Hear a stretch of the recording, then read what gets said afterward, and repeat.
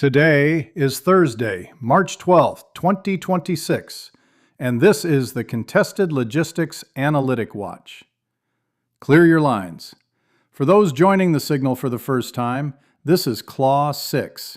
I've spent over 30 years practicing logistics in the Department of War and as a civilian in the National Security Engineering Center. The signal has moved from last week's focus on stealth maritime autonomy to space-enabled logistics, 10-hour forward fabrication, and the UH-60 autonomous flight milestones. I have synthesized the latest data from U.S. Indo-Pacific Command, the Defense Logistics Agency, and recent RUC-60 flight trials to give the collective a unified view of the current sprint toward contested resilience. Section 1. The Global Pulse. The zero line has extended into orbit. Exercise Cobra Gold 26 has officially concluded in Thailand. For the first time in the history of the exercise, the U.S. Space Force and the 3rd Multi-Domain Task Force integrated defensive space control operations into the logistics chain. The takeaway is stark. If we cannot protect the orbital links, we cannot protect the logistics nodes. Sustainment in the Pacific is now an all-domain fight. On the digital front, DLA has awarded a 5-year contract to Sphera for the Hazardous Materials Management System. We are finally digitizing the life cycle of hazardous munitions and chemicals, ensuring that safety data isn't a bottleneck during a high-tempo surge. In Ukraine, the Ministry of Defense's SAP integration is now fully operational across more than 1,000 military units. The entire supply chain, from procurement to the delivery of armored medical evacuation vehicles and trucks, now runs through a real-time digital system, slashing paperwork delays from days to seconds. Section 2. The Coalition Web. AUKUS Pillar 2 is moving from research to mass. The 2026 National Defense Strategy identifies Pillar 2 as the primary vehicle for buying back mass in the Indo-Pacific. The goal is ADA2, all-domain attritable autonomy. We are building thousands of low-cost, expendable systems to shield our supply nodes from adversary precision fires.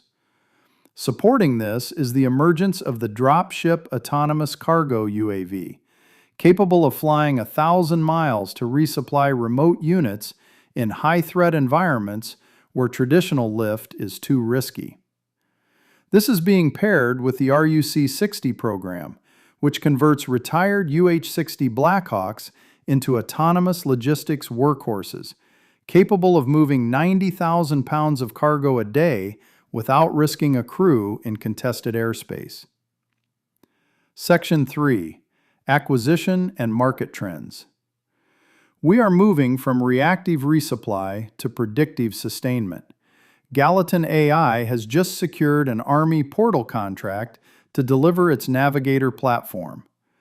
By using machine learning to forecast demand based on operational tempo, we can identify shortfalls before they become emergencies.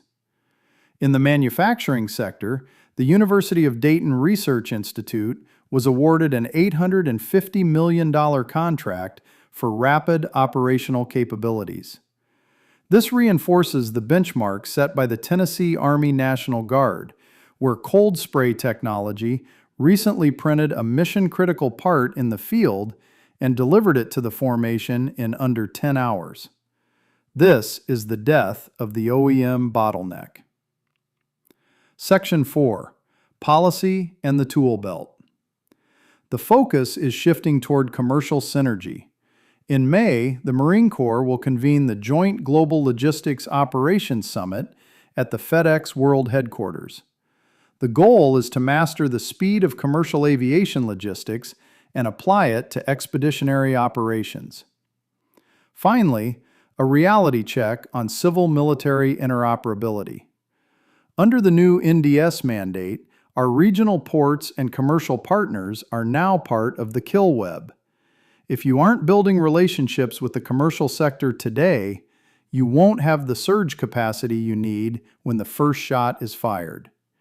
Your commercial supply lines are no longer just business. They are a weapon system. Remember to get out of the shadows. Keep spreading the contested logistics word.